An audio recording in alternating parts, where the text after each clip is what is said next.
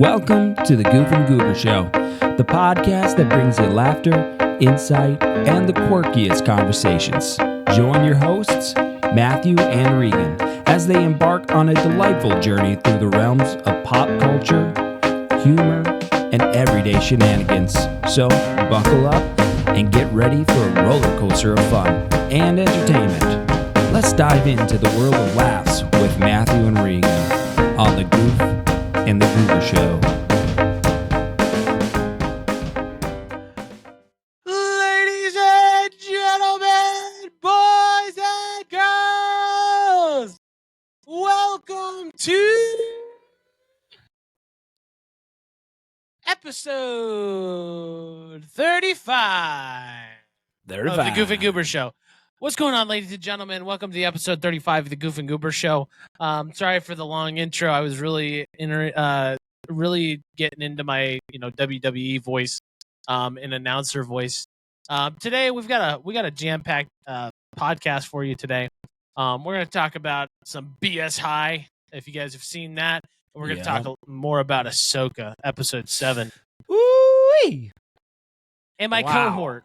My correspondent, my compadre, my son, as some would say.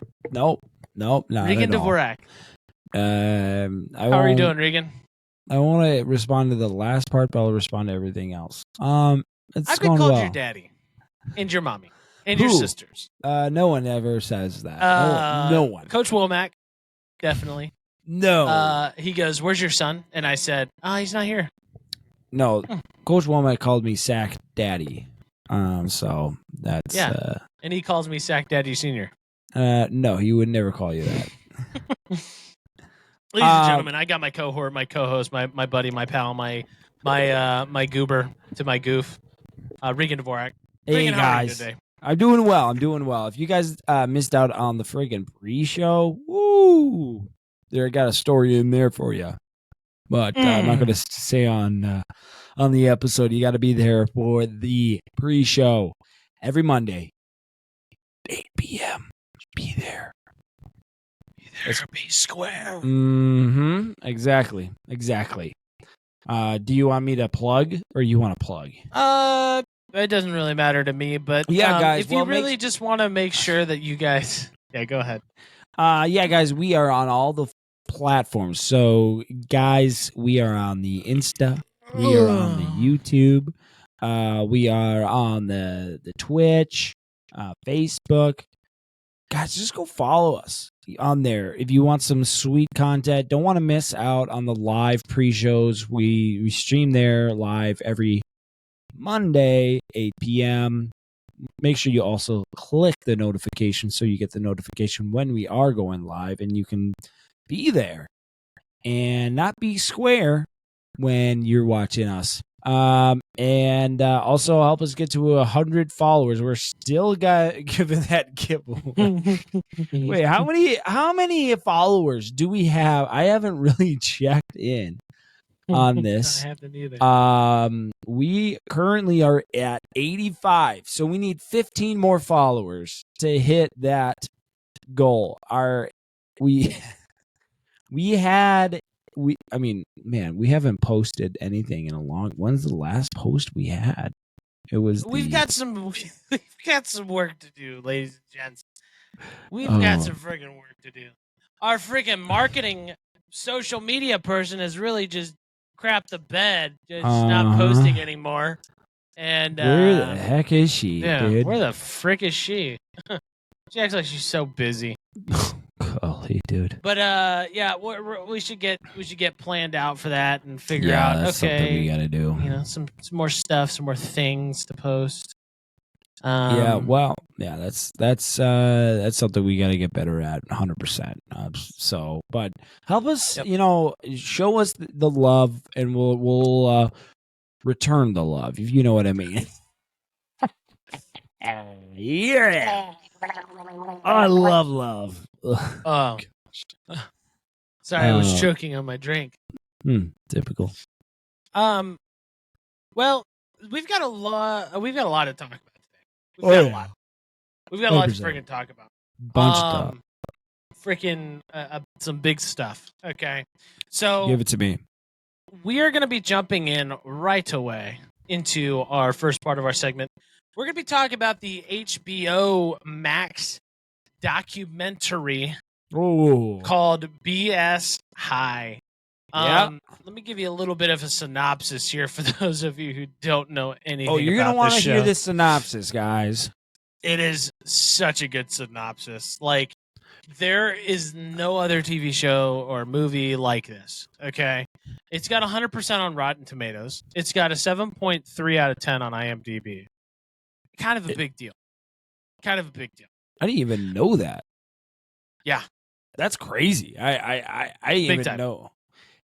But keep going. I want to talk about this, so keep going. Yeah, we're going to talk about it. So, this show is going to be it's following the Bishop Sycamore Centurions, which is a high school program, if you will. Back in 2021, it was nationally televised on the ESPN as they were playing IMG Academy. And for those of you who don't know anything about high school athletics sports, IMG Academy is like the top of the top school for recruiting. They're like, they recruit across the entire nation and play nationwide games all the time, sponsored by Gatorade and Under Armour and some big places. But yeah, it was a documentary about that BS high school scandal. A scandal that rocked the sports world and dashed the dreams of many of the players caught up in it. It was directed by Academy Award winner filmmaker Trayvon Free and Martin Desmond Rowe. BSI gives a behind-the-scenes look at how Bishop Sycamore, a football team representing a non-existent high school, came to play top-ranked IMG in a game broadcast on ESPN on August 29th, 2021.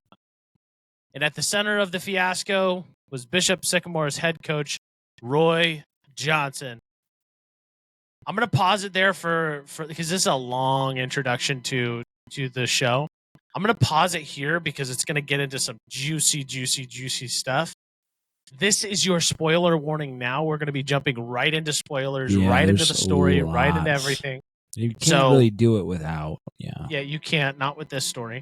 So if you haven't seen it, go back and watch it. Or if you don't care about getting spoiled, stick around, hang out. We've already got your review. This is your spoiler warning. Spoiler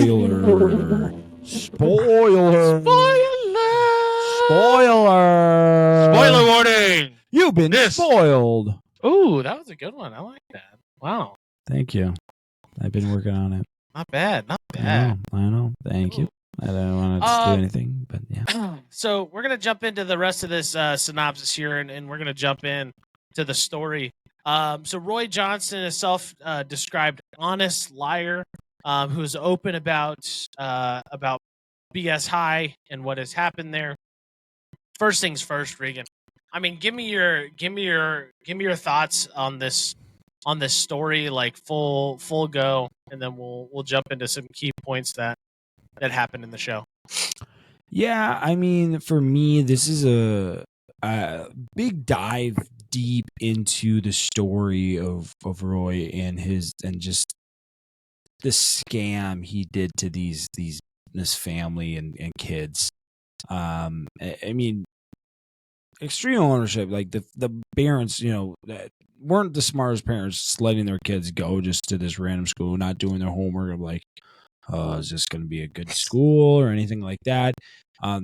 Clearly just sports were on their mind and everything like that. But like, for me, such a sad story of everything. I don't know. It's just, I don't know. I watched this, couldn't stop watching it. It was great.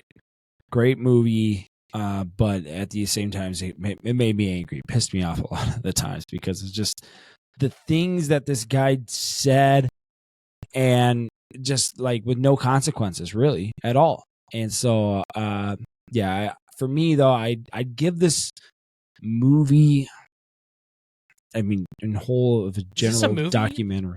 This is a movie. This would be a movie. It was only one. It wasn't multiple episodes, right? It was only one. That's right. And Sorry, go ahead. but yeah, I'd say this is more. I'd give it like a 4 or less, a little less. I can't go over 4.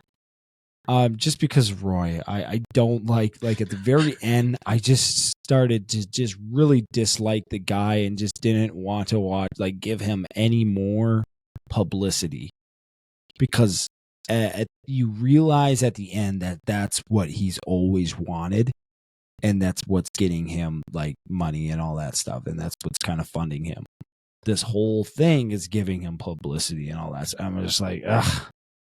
And he even specifically states, it's like, I win no matter what, because you guys are making this movie about me. And now I get, my names gets puts out there, and now I'm famous, and now I'm going to get money, and people are going to follow me, and people are going to, want to do something. I'm like, ugh. True. And like that, like, I think the people, the directors and the editors, when they made this movie also were like, well, let's not put that in until the very end. Yeah. Because if people hear that at the very beginning, they probably would turn this off.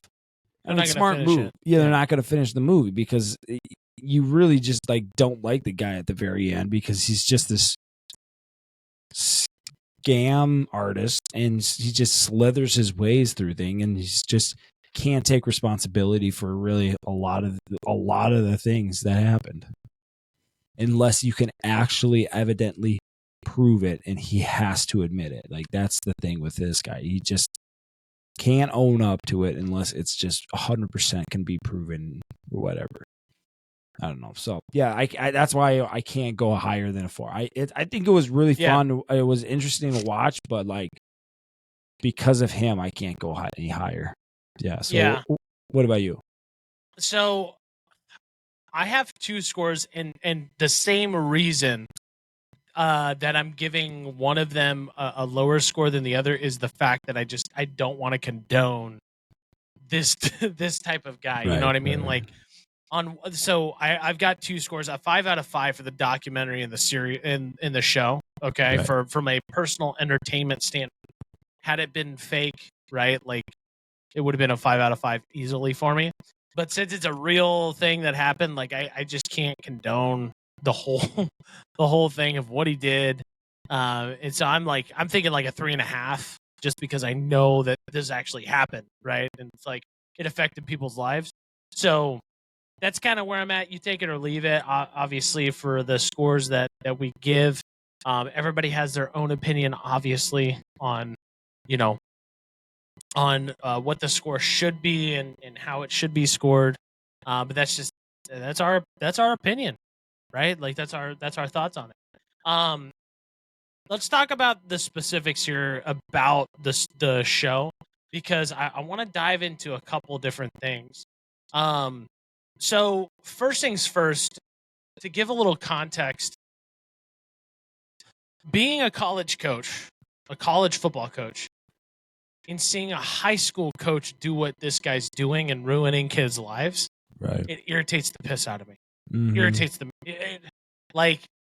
It irritates me so much, and to know some of those kids aren't going to be able to get themselves out of that situation, right? And it's just for me, I'm thinking to myself, how many times has this actually happened already?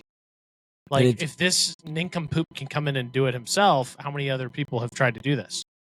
But the thing is, just take thousands of dollars from kids. Right. And that's what I was going to say, is that if you haven't watched this, the guy, it's not like he ruined them physically. He ruined their lives. He took their social securities and took out loans in their names so that he can basically help provide, or not even provide. Who knows what he did with the money, because he still owed people money at the very end. He had $100,000s of dollars owed to the hotels because he hadn't paid them. And it was he didn't have to pay him until the hotels for 90 days. He's like, oh sweet, I don't have to pay for 90 days. I'll be done with the season by then. So I don't have to, that was his whole model. And it's just, I don't know, the scumminess of this guy, it just made that. Yeah, I completely agree with you. It's just so heartbreaking, and the things that he did to these kids, not only like the physically, because he wrecked their bodies. Like he put, I don't know if you play football or know anything about football, you don't go and play 2 games in less than 3 days apart in high school. Like you need to give your guys breaks. You need to give your guys time to rest. Like you don't just go out and put all your guys out on the field to play 3 days before the biggest game of your life. And he did that, and then the next game he's injuring guys, and he doesn't have any physical trainer on staff to take care of these guys. He's just negligent. Yeah. To give context to this story, so like obviously if you're still sticking around, you've probably watched it. If you haven't watched it, what this guy did was he basically started like his own entity of school, if you will, like his own association within a school, and they call it like a prep school, right? Where their goal, and this is where I'm a little bit torn, because at first it's like a prep school. If you know anything about prep school, this is for kids who are like, they don't have the academic grades to make it into a bigger university. Sometimes not even like like good enough grades to get into like a JUCO, which is like a junior community college, right? And so these kids are really struggling.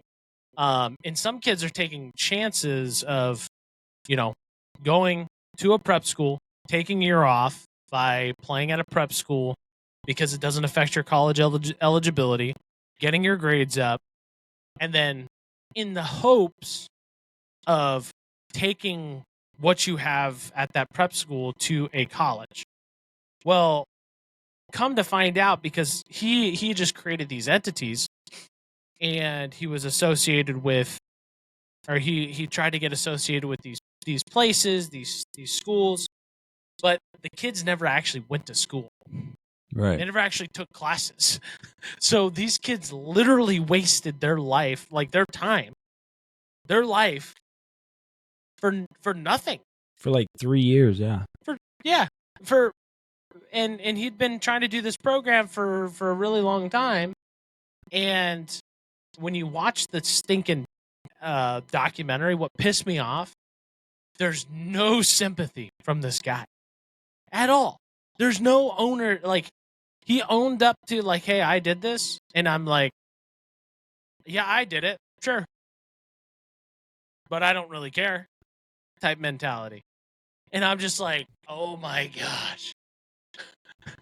You know that you put these kids in a worse situation. You know you did, and you're okay with it. And so that's what made me, I mean, it was a good TV show, or a show, obviously, the movie, but a good documentary, excuse me. But it was just very tough to not want to just scream at my monitor, because you're just like, this guy's a dick. Like, what? Mm-hmm. Like, this guy has no care in the world for these kids. Yeah. So first things first, and I think you had mentioned it earlier, right? Like, there's got to be some onus on the coach, right? Absolutely. He has to take ownership, and he's got to, I mean, someone's got to right his wrongs. Like, he's got to right his wrongs, right his wrongs at some point, right? But there's also got to be some onus on the kids and the parents. Yeah. Right? There has to be. Because when you're watching this documentary, you're realizing that there's so many flaws to this story, to this made up belief that this guy is what he is. And so for me, I'm just like, this is the parents' fault. This is the kids' fault. Why are these kids so dumb? Why are these families so dumb that they can't see this? And I think you had kind of mentioned it. It sounded like, did you kind of get that vibe too? Like, what was your thoughts on that? Like, if you were a parent, how would you have navigated through this? Or do you think you would have been fooled by this guy? Well, I can't imagine like sending my kid off to some random school that I had no idea about, and then just like, okay, and then never really like just talk about it or anything like that, like what's going on in life or like how is the coach or anything like that, what happened. Like if my son wants to be a part of a program, I'm going to be a like big and like part of it, and I'm not going to just give them away like, yep, just have them. I'm sick and tired of them. No, and that's what I feel like a lot of the parents did. They're like, yeah, take them. Like they're like, finally, I don't know. I think they put a lot of their hopes and into Roy, because he was promising them, oh, you guys are going to go D1 now. You guys are going to go in the NFL, and they're going to, be the son or not, that is going to bring you guys out of poverty or whatever. And so I'm like, this is just negligence from the parents and the students. I mean, the students, I get, you're young, you want the world, dumb. You're dumb, right? You're dumb enough to give away your social security card, your number to the guy, to take out some PPP loans off for you, and just like, but like, I'm not trying to say shift the blame at all, but I think there's a lot of blame to be put on all the parties in this whole thing, because it's just, why in the world would you just send your kid on a bus to go whatever? It's just this. So I was thinking this when I was watching it. This show should advocate more for not D1 or bust type mentality. Like, this show really should show, like, it doesn't matter.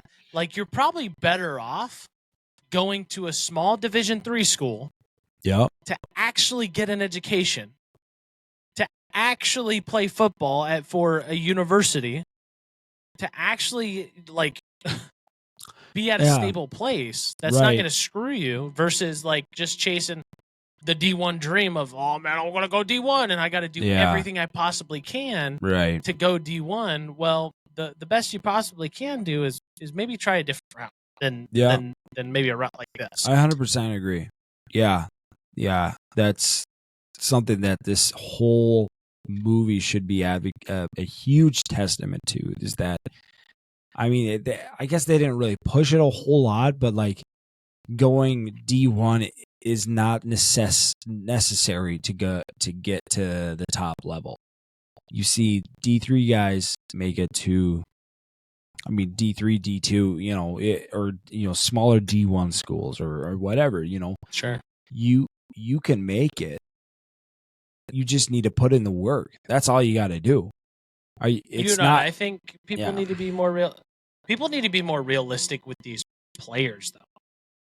Is not everybody's going Division I. Not everyone's going to the league. Like, I'm sorry.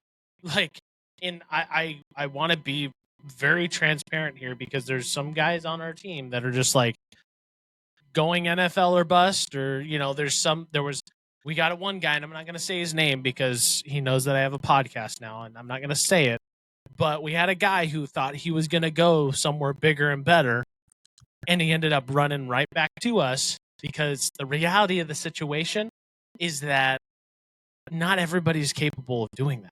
Right. And it's just nature. Like, I'm sorry. Like, you and I were really good football players. Could we have gone D1? Could we have gone and done those things? Oh, yeah. We could have, maybe. Yep. But that's not where God put you. Mm-hmm. Right? Like, these kids were willing to sacrifice their whole life to go to this random freaking school for a coach that's not a real coach, for a school that's not a real school, they don't have a field. They barely had jerseys. They shared helmets, right? Like, they were willing to sacrifice all of those things because they're like, well, I'm going to make it to D1. Yep. I'm going to make it to D1.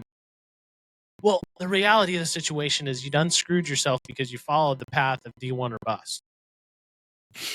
100%. And let me tell you what, that kid who's on our team right now, if I asked him, aren't you glad that you stayed? He'll tell you, Yeah. And you want to know why? It's because you're at a place that cares about you. You're at a place that actually wants to see you succeed, not just take your money. So, I mean, that's where I got out of this whole like series, man. This whole show is just like, there's bad people out there, man, and I didn't even know. Like in the coaching world and prep school, like I've heard of things, but I didn't hear of things. If that makes sense, like I've heard of things, but I thought they were rumors, right? But now I'm seeing in this show is like, holy best, like this is much bigger than what it's supposed to be. You know, this this is crazy. The thing is also is like I'm reading in some articles here, and like he tells in a speech, in the speech that ends the movie, Roy tells us that he isn't sorry and that he cannot be stopped, and that you're an idiot if you think you can stop him.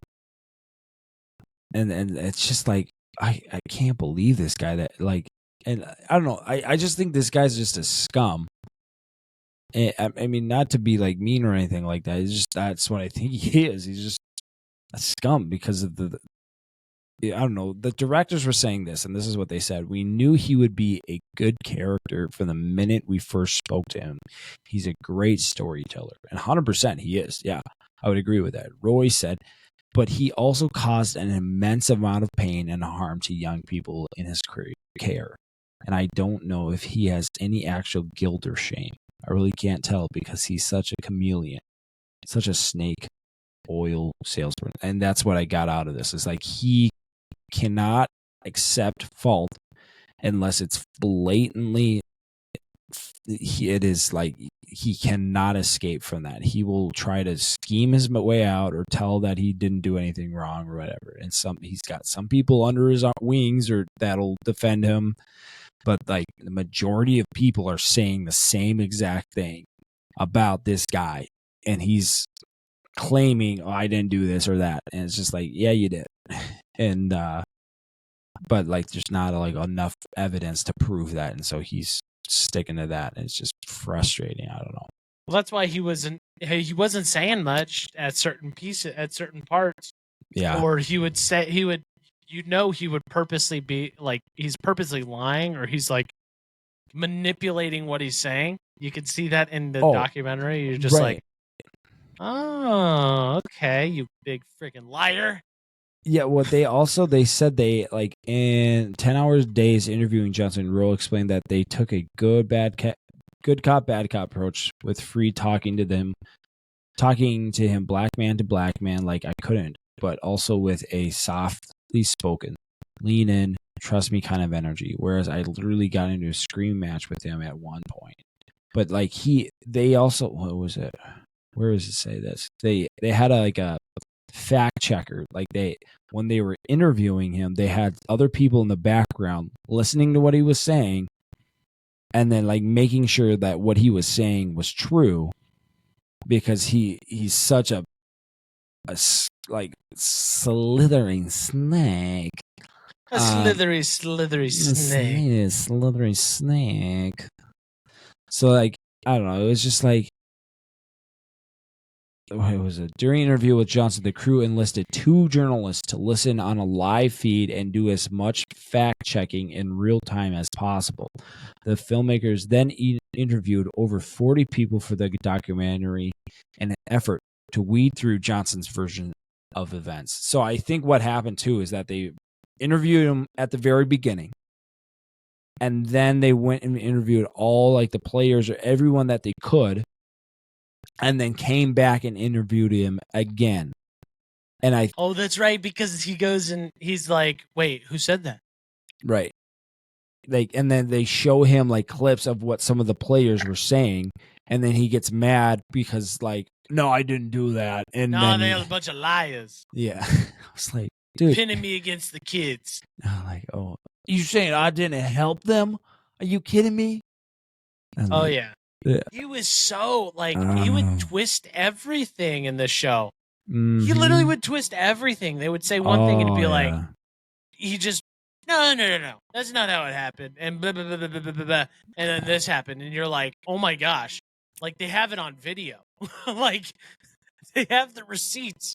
They're Well, not asking you these questions or saying these things because because you did something right. They think you did something wrong. Dude, the other thing is like the domestic violence stuff and like that, all that crap too, is that he would get in all the, like, he got in a domestic violence dispute with his girlfriend in front of the whole, like, all the whole team.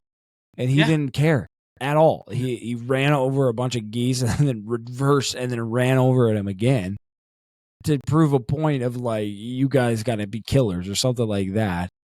Killer mindset. And then the killer's mindset. And then he, like, started beating up this homeless man who was like, I get you're pissed off that he's in your car, but he's like, I will show you, boy. He's doing this because his daddy never whipped him. And then he starts whipping him in front of all the kids. And it sounded like, I don't know what. From what I understood, the story was that he got all the other kids to join in on the beating up the whipping of this. And I'm like, oh my gosh, this guy's not. He's nuts. He's not nuts. a good role model, I guess is more what I think. It's just Oh, how about them making the leftover food. Oh my god. The leftover food. And then him walking door to door to take any money from the kids. Telling them that they owe XYZ. They owe money. Even though he's taking, but that's the other thing is, like, I don't understand what he was spending his money on, because he was taking out $20,000 loans from, like, pretty much every student that he had. I mean, he had like 50 students, so if you take like 50, and then it's $100,000. I mean, pretty much. No, wait, 50 times 20. That's $1 million basically. He got to do whatever he wants. Piss. I mean, probably more. Don't even. So what was he using that money for? Like, I hate this guy with the passion. What? Look at this. I was just swiping through the thing. He's just got that face of, like, I don't care about I'm innocent. Any of these kids. Come get I hate it. Yeah, with a passion. Look at that. But the other kids, like, the thing is, like, there. Look at that. Look at that. You try to tell me? Oh the my other gosh. thing is that he doesn't know anything about football either. No, he knows nothing. He knew nothing about football. He was just trying to build, like, an empire, and it's just like, he's like, my motto is that you just do what the rich people do. Doesn't matter about if you have the money or not. You just do it. Like, you just go find the money. You just go find that. Like, but you got to pay your bills. I don't know. He'd be perfect at Surefire Local. Okay. He'd be so good. Yeah. Well, he's a sales guy. That's the thing with him. He's a big sales guy, and I don't know. That was just, I don't know. Some of the just the faces he makes for just he's just you could just see how manipulative that guy was. So manipulative, and you just, like, you hate the guy. Well, you're watching the show and you're like, I hate this guy. I mean, look at this face. You just, like, yeah. Look at that. That was right after him telling a lie, probably. Yeah. And he's just looking straight into the thing. He's like, oh, this is the greatest thing ever. Just, I don't even know, dude. This guy is just... It's crazy. That he's just got away. I don't know if he got away. I mean, I don't know. I think I still think they're pursuing criminal charges. Yeah. But he's not in jail right now, I don't think. No, I don't think so. Because he's probably saved up all that freaking money, the $1 million of money he got from the kids, and screwed their credit and all their whole life. I don't know. Just so sad to see that. They definitely screwed their credit. Oh, Which is going to screw up their life for sure. Their whole life. 100%. They got to get out of that somehow. So, Well, anyway, that is our discussion on BS High, the documentary on HBO Max. If you liked it, leave a comment down. Let us know what you think about the movie. We've kind of given our take on it. We have mixed feelings, obviously, but overall, I think it was an entertaining documentary. I definitely would watch it again. Isn't something that I'm just like, man, I just want to watch these kids just get wrecked for 2 hours straight. But it is a good TV show. It does. What I will say, because I mean, Regan's not really. I mean, he's not really doing like recruiting stuff, but being college coaches and seeing like kids get screwed like that is really, really tough to see. Yeah, I mean, you care for kids no matter what. Like, either way, it doesn't matter if you're a college coach or recruiter or anything like that. I mean, well, no, what I'm saying is, I get it in the context of being a coach. It gives it a bad rap. It gives coaches a bad rap. Yeah. And I really, really, really want kids to remember and to think that you don't need to go so far to chase a dream that you go to a school where there's no actual school, there's no actual team, there's no actual anything to chase a D1 dream. You could do it in a different way that's safer and more healthy for your future. Like, it way more beneficial for your life to maybe do it some other way. So that's gonna conclude our BS High chat, unless you had something else that you want to input, Regan. No, I think I pretty much said everything. Said my piece on the whole thing. I'm just said your friggin' piece. All right, we're gonna jump into Ashoka.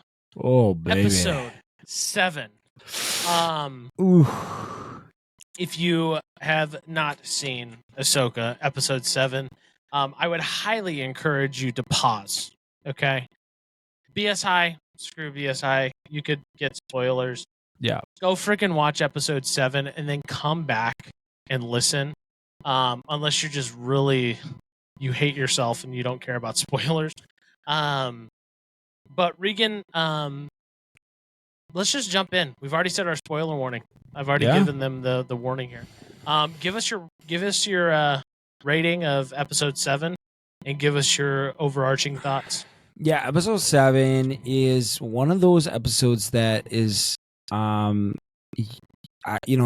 it's just like I'm already hooked and I want to hear more and more about the story, and it does give you more about the story and it really pushes the story here of what's going on. I'm curious. I'm really excited for tomorrow about episode 8. It's going to be lit. But episode 7, we're going to stick on episode 7 is, it's not like, episode 5, or even episode 6. But this is a really good episode to know, kind of following Sabine with the Ezra and understanding them. So I don't know, as well as Admiral Thrawn. I didn't want to get it wrong again. I think it made fun of Thrawn, and understanding him and just how he navigates and or even more understanding about his battle, like his just his mind. So like, I don't know, for me this is, I give this like a 4.2. This isn't like a crazy good, but it's good. It's made me question about, I don't know, my main idea in my mind is that after watching this is Baylan Skoll. My mind's on him, nothing else. But yeah, I'd give this a 4.3. Oh baby. I'm gonna give this a 4 out of 5. Okay. So a little bit less than you. To be honest with you, this is one of the weaker episodes. I think we all probably agree on that. I wouldn't say one of the weakest, but it is one of the weakest. Yes, it's one of the weakest. Yeah, for sure. It's not the strongest, but it's not bad. And I think it's just, I don't know. It it just kind of jumps. I don't know. It's just kind of an awkward episode. Right. They're kind of I think it's planned out the way it was supposed to be planned out. So I don't think, maybe it's just me. Maybe it's the way I would have probably taken the episode, maybe a little bit different, but it was a little bit weaker for me. Yeah. We can talk about the insights on what I mean by that. And let's just do it. Let's just go. Let's talk about it. Let's do it. So first things first, I think the biggest thing for me is it was just kind of slow at first. It was a slow burning start to the episode. For me, I was expecting way more action and quicker, if that makes sense. Like in terms of Ezra and Sabine, right? Like I thought they were gonna be at it right away with this Hottie and what's his name? What's his nuts? What's his freaking name? Balin. I thought they were gonna come together, and they were gonna duke it out, and Ahsoka was gonna come in, save the day, and then and essentially kill one of them. Is what I was expecting. For me, in terms of the entire episode, big problems that I have right off the bat. All right, give it to me. Big problems that I have is when it comes to the conversations that we're having with Sabine and Ezra. Yeah. I understand that they've been gone for a while, but it's just like a really awkward situation. And maybe it's because I don't know the characters. I don't know if they had like a relationship beforehand. I don't know if they were like boyfriend, girlfriend or something, but they just act like really, really weird around each other. Yeah. But I don't know. Yeah, I get that vibe too, that like they're boyfriend and girlfriend, but like Ezra and Hera aren't they like have a thing, and he has a son, which is no, that's someone else. That's someone else, I think. No, I get that same vibe. I like we were saying before, this is a whole, like, you thought this was going to be kind of like Ezra's going to be more of this apocalyptic kind of guy, and he still is like this real nice guy. He's like, life's been great, man. Like, life's been really good. Sabine, long time no see. Nice seeing you. Like, do you sleep really well down there? Hey, are we going to get out of here? I don't know. Whatever. We're going to take these little freaking pods that go 2 miles a freaking hour. With all these rock guys, these turtles, whatever. Like, it just doesn't make sense. I don't know. Like, these are the two weakest characters of the whole series, and they're putting them both together here, and they're not really helping the story at all until they bring in, like, Balin and Shin, the Hati. Shin Hati.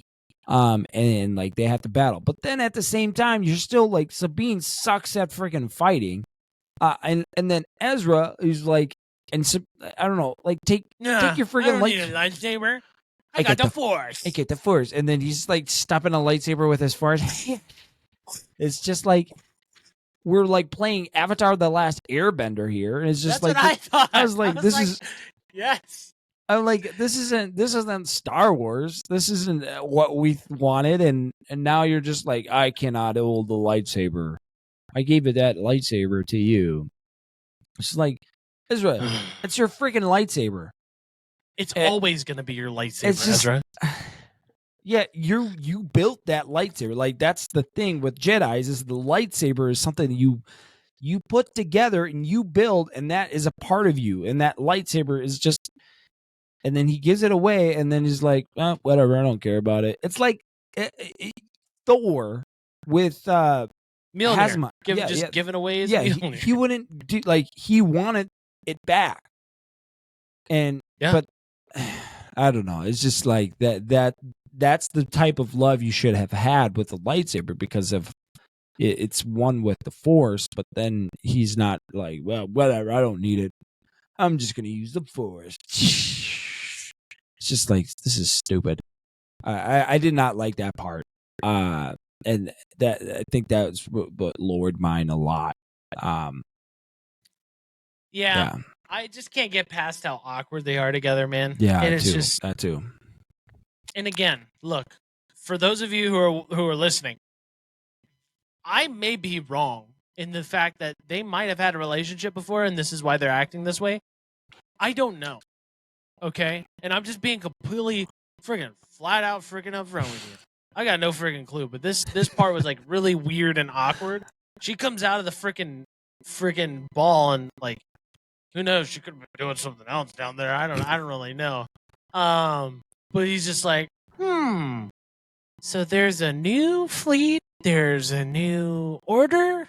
What else did I miss? And she's just like, tiptoeing around the fact that she gave up the location to Thrawn to Balin. Like, she's trying to tiptoe in it. It's just so awkward. It's like, you're not even faking it well. It doesn't even look like she cares at all about it. Like, it's just, but like at the same time, she's fighting for him. But I don't know. She's the worst fighter ever, too. I don't know. I'm sorry. But like, I'm sorry to bring that up again.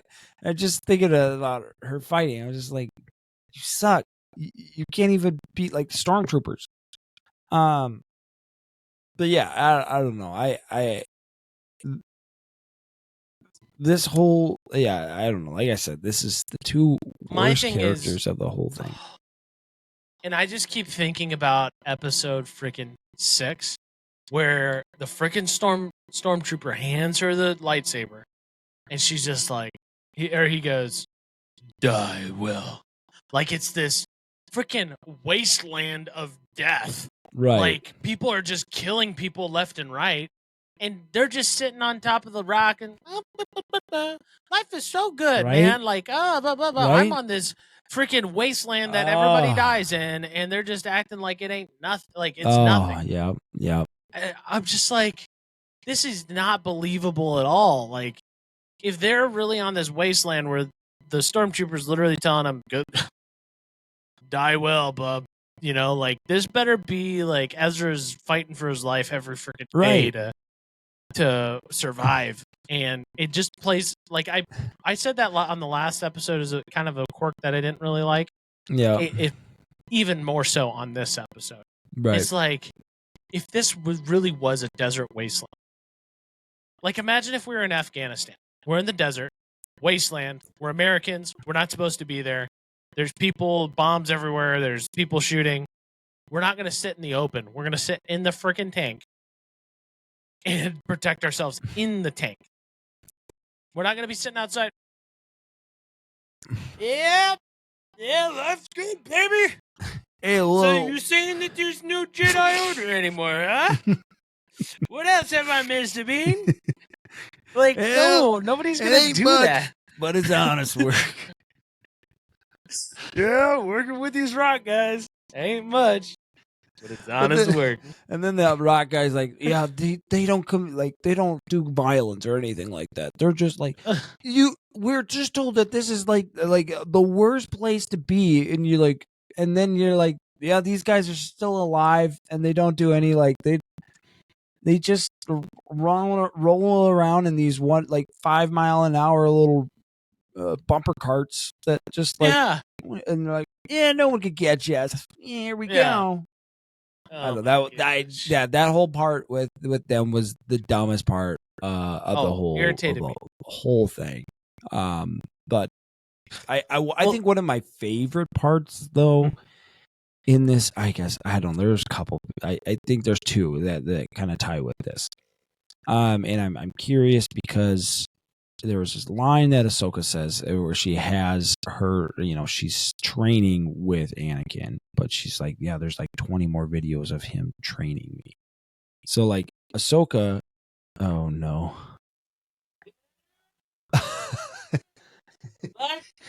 Yep. Too good. Wow. Life is too good. Yeah, the so feet stupid. up. Oh my God. Yep, I'm gonna die well here. Yep, die well out in the pretty desert wasteland. It's real bad out here. I can't believe you survived, Ezra. Oh yeah, Oh my gosh, Ezra! I hope Ezra's okay. I don't know He's if he's out there alive or with not. I don't know if he's alive yet anymore. Yeah, anyone could freaking live in that freaking world. Yeah. Oh no. Oh, but freaking anyways, but like with Anakin and Ahsoka when they were having like the hologram and he was still training Ahsoka, and I'm curious to see if that's going to come back here with Anakin's training, because you know she said there's like 20 more videos that he has for me, because you know if I got separated, he's like, these videos are for you to train with or whatever. So it's just like, is Sabine gonna live, and then she's gonna try to learn off of what Anakin had like with those 20 videos, or what's gonna happen with that? If Sabine goes with this, that's gonna be I'm gonna be really pissed off, because Sabine sucks. I don't like her as a character. I'm sorry. It's not that she's just not a good character. I'm just gonna put it out there. I don't like her as well as Ezra. But I don't know. But my second favorite part was the Ahsoka Balin rematch. And with this whole part, because I think we've talked about this every episode. Balin is a BA. He's just a badass, dude. I freaking love this character, and I don't know, like we said before, it's just so sad that he has died and passed away, and we won't be able to. Yeah, we won't be able to see him, and I want more of Balin. But I'm just curious, though, within that scene, because we see basically Ahsoka kind of outsmart him in a way, by kind of creating like the fog with Huang, whatever the robot thing is, that his name? Whatever his name is. And he comes by and shoots like flares, and then it creates smoke, and then he can't see Ahsoka, and then Ahsoka takes off with his ride or his creature thingy. But where does he go? Like, he looks like I don't know. Like, I feel like he went the opposite direction of where Ahsoka was heading. And then you're also like, Grand Admiral Thrawn was like asking, "Where's Balin?" And as well, I don't know. I think he was just probably flying. He was just probably flying around waiting for the escape plan. That's what we can assume. But there's so much to try to unfold with Balin, and then the Shin. It's just like that whole relationship and what is going on with there, because I think we already have established that Balin isn't necessarily fully in on this whole new empire.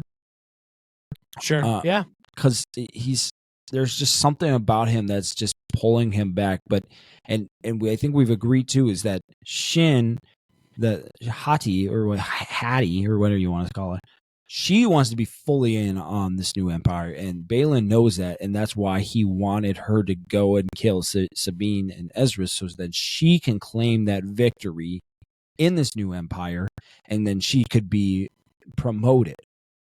And I think that right there was a huge indicator that Balin doesn't want any part of this new empire. And so, like, I don't know, like, I'm trying to theorize what's going on with Balin's head, and why where he's going, and what is he doing? Because I think this next episode is going to be a huge part. And what I think he's going to die next episode. Oh, he's got it. But like, I think that he is the reason why, or is going to be the reason why, Grand Admiral Thrawn isn't going to be able to get out of this galaxy, because he didn't expect Balin would do anything. It's going to turn on him, but I don't know. He's definitely questioning. He's like, am I doing the right thing? Am I doing it for the right reasons? Yeah, like, because I just pulled the ending of the fight with Ahsoka, and he's just like looks out in the distance, and you could see him questioning. Like, he's dealing with something. He's dealing with some inner battles, and I think he's going to end up saving He's gonna end up saving one of the either Sabine, Ahsoka, or Ezra. I think he's gonna end up saving him. Hottie's gonna kill him. I think that's what's gonna happen. What if? But this is the other thing, though. We could. Could be another theory. Okay, we're just throwing out theories here. We're theory casting here. Let's go. We love theory casting on the Goof and Goober show, because Ahsoka had her Shin basically captured. Wait, pause for just a second. How many theories have we gotten correct? Oh, we got so many. We're going to be right on one of them at least. We have to be. And we're to be like, we can see the freaking future, baby. Oh man, we freaking knew the whole time.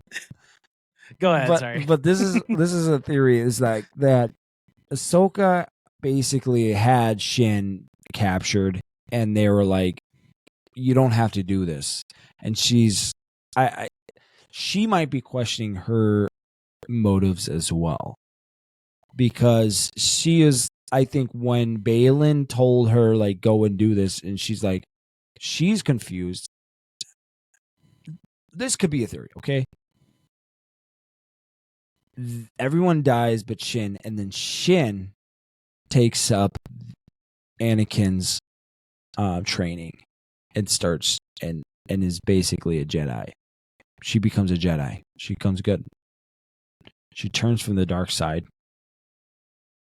And I definitely think Anakin's training videos is going to play a role some way, somehow, in the shape of for the shape of Star Wars. I think that's why they put it in. Yeah, because she mentioned there's 20 others. I think they didn't put that in there for no reason. I think that's going to be a big factor moving forward. Maybe it's to train Ezra. Maybe it's to train Sabine. I don't know.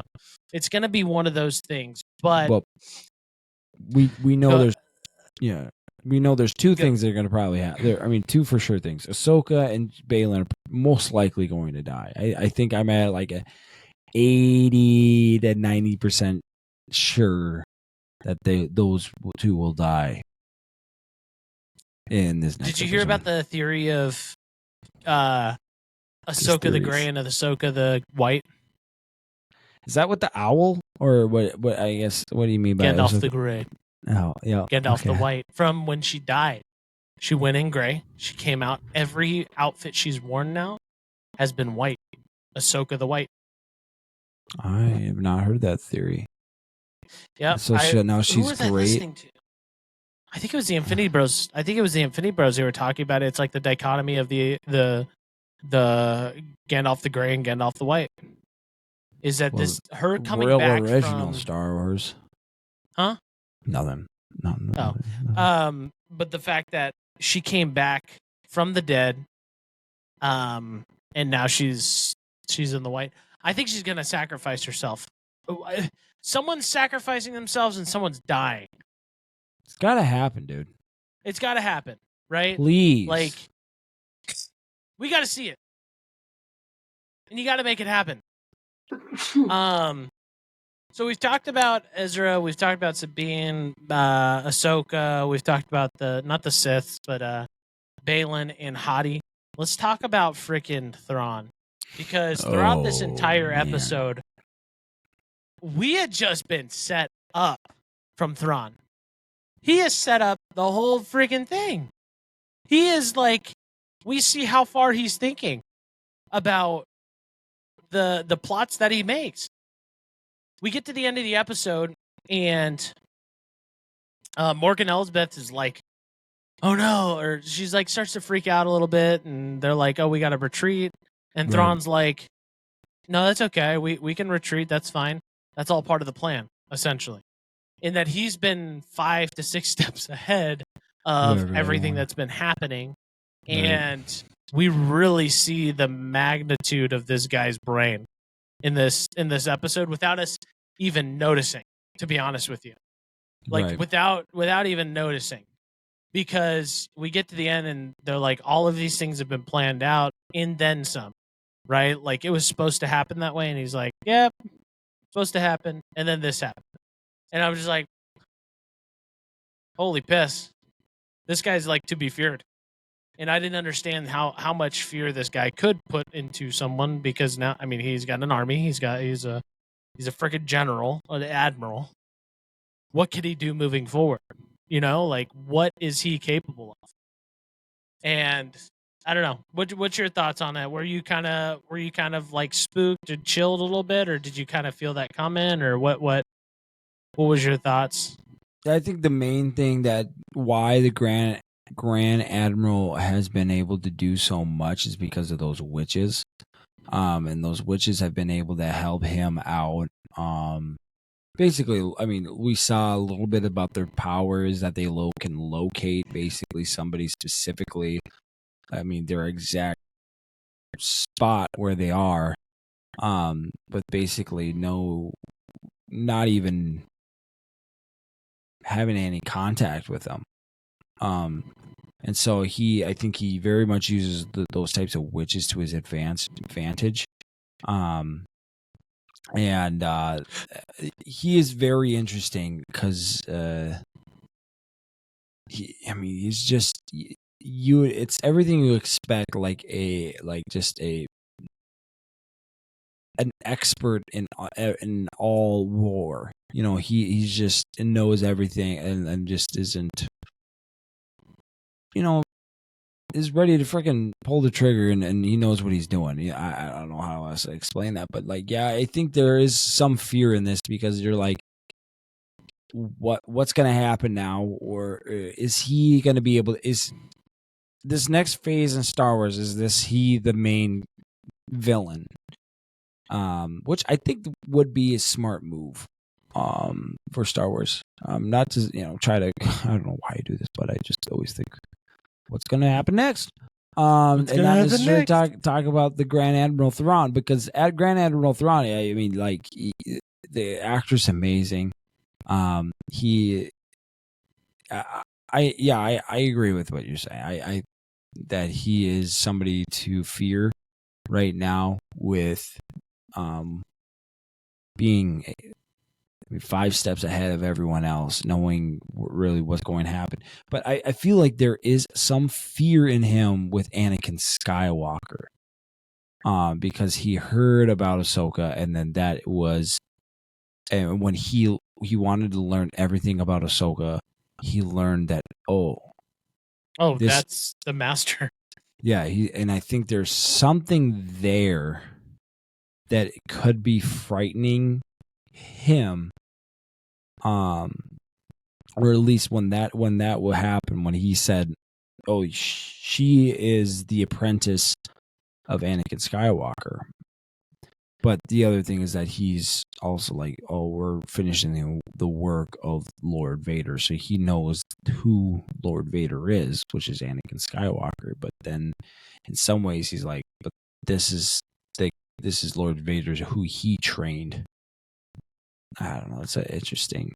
So he's to be feared, but he's also fearing of what could be from Ahsoka, right? And Anakin. I wonder if they have a past. So obviously, they have a past based off of Rebels. I think obviously he knows who she is, who is Ahsoka is. Anakin. He knows who Anakin is, so I'm assuming they know each other, or have crossed paths at some point. Right. And so I'm curious what that looks like. Obviously, I don't. Timeline wise, this is after Revenge of the Sith, and this is after Emperor Strikes Back, if I'm not mistaken. Or is this in between A New Hope? Well, because Luke is already here. Luke is already a Jedi. Oh yeah, you're right. Yeah, Luke is already a Jedi, and he's already been trying to build the Jedi Temple. Right. Okay. Yeah. So yeah, it's after Emperor Strikes Back. I thought we were gonna get a Princess Leia Organa scene at the beginning. By the way, when they brought her up, and I was like, oh, right. Are they gonna deep fake her? Like, what? Because you know she was a Jedi, right? Right. She was an actual Jedi with a lightsaber. She did the training, all that stuff. So right. I would love to see her in action, live action. That would have been great. Yeah, but it's gonna be hard. I mean, that's a lot of money to put into CGI for just a Yeah, well, Disney's got the freaking budget, Regan. Disney's true. got It's freaking Disney. Well, what did you think about the C-3PO? Dude, that was Guest sick. star. Dude. It was just making me think, man. I need to get a C-3PO, like a poster or something. I don't have one of those. Typical. Or something. You just gotta get everything. He's an underrated character. I don't know. I think he's not as cool as R2-D2. I think they're equally cool, in my opinion. Yeah. But ladies and gentlemen, that will conclude our chat about episode 7, Ahsoka. Tune back next week, next Monday, 8 p.m. We're going to talk about the season finale of Ahsoka. And ladies and gentlemen, so far, this TV show has beaten every expectation. This show has exceeded a lot of other TV shows that I think should have been way better than this show. Like, for an example, Secret Invasion. We all expected that to be way better than this show. And so far, Ahsoka has lived up to its name, to be honest with you. And so I'm really excited. Regan, a quick question. Do you think that Ahsoka, the TV series, can be screwed, or can your rankings drop of the TV show based off of how this last episode goes? Or do you think, regardless, it's going to be a TV show you recommend and want to watch multiple times? That's a good question. I mean, it could be ruined this next episode. It depends on how they end it, I guess. And, you weren't really expecting that to happen with the Secret Invasion or anything like that when they ended it the way they did. So yeah, this could be ruined in some ways. I think up until now, episode 7, I give this like a 4.5 at least. But if they still like ruined it, I mean, the lowest I think I'd have to go is like a 3.8 score. I think that would. I mean, it's done so they'd good have to of work. Really butcher yeah, it, they'd have to really butcher it to get to that. But like, I mean, right now I'm shooting 4.5, almost 5 here. If they bring down the landing and freaking nice, smooth, and it's going to be a little bumpy for sure. We know it's going to be a little bumpy on episode 8 with some deaths coming in, and I think that's what we should be. I mean, I don't know who's going to die, but I think that's kind of what we should be expecting here. So, yeah. What about yourself? I think this show could easily, if I mean, they'd really have to screw it up. Man. Right. They would really, really have to just tear me a new one in order for me to really not recommend this movie or show. I think the lowest I'd probably give, if they butchered it, it's probably a 4 out of 5, which is still a pretty decent score. Right. What I'm really hoping for is that they end off with a bang. If they kill somebody, fine. If they kill him off, kill off Ahsoka, I'm fine with that. I'm totally fine with that. Just have to be consistent. You have to make it big. And if you're gonna do it, you have to make it emotional. Right? I want to feel the feels. I want to feel the freaking feels. Mm-hmm. But yeah, so talking about what's to come, because next week we're going to talk about the last episode of Ahsoka, but we're on to some other things. We're going back to the Marvel stage. We're going back. We're going freaking back. Oh, yeah. You know what comes out this week on Wednesday? Oh, or I do. on Thursday? One of the two? I do. I don't remember. It's freaking Loki season 2. Loki is back, dude. Loki is back. And let me tell you something. I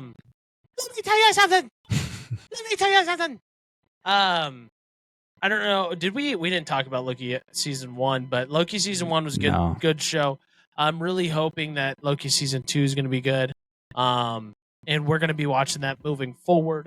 It's kind of nice, dude. Like having like TV shows every week that, hey, we do our podcast on and we go talk about it. It's like a fun little thing. You know what I mean? Good time, dude. This is what, life with Matthew and Regan is. Like we go watch movies or shows, not necessarily movies, not just TV shows or movies, and we get to talk about it with each other. And that's one of my favorite things to do is, throughout the week, So, I mean, number one, spending time with my wife, but, coming to you and really just talking about stuff, chit-chatting about all this fun stuff. So, oh, boy. Here we go. We've got our... Oh. Kaylee got her a Halloween costume. Yeah. And she's the freaking... I don't even know what this is. What's her name from Monster Inc.? Solely from Monsters, Inc. Yeah. And she's looking at herself probably like, what am I? I look hideous, Mom. No, she's looking at you. Yeah. Well, I guess this is what she's wearing. I guess. Even though I don't celebrate Halloween. You freaking devil worshiper.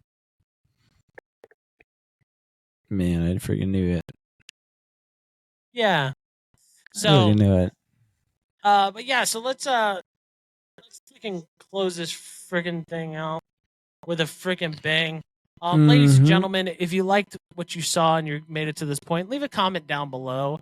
The special word that you need to put in your comment is solely. Okay? Solely. If you watched to this point, leave a comment, leave a review with solely in it, so that way we know that you made it here. Check out our Instagram, Twitch, YouTube, everywhere, podcast, Chaser, Spotify, Apple Podcast, anywhere. It's the Goof and Goober Show. Goof and Goobs. The Goof and Goober Show. The Goof and ladies Goober and gentlemen, Show. we will be back next week. Wish us luck as we go over to Northwestern St. Paul to play the friggin' Eagles and break their friggin' necks. Let's friggin' go. We're going to friggin' take this thing out. Regan, go ahead. We'll see you guys later. Peace. And that's a wrap on another hilarious and unforgettable episode of the Goof and Goober Show. We hope you had as much fun listening as we did recording. If you enjoyed the show, don't forget to hit that subscribe button so you never miss out on our future goofiness. Join us next time as we continue to explore the weird and wonderful world of laughter and entertainment. Remember, you can always connect with us on social media and share your favorite moments using hashtag Goof and Goober Show.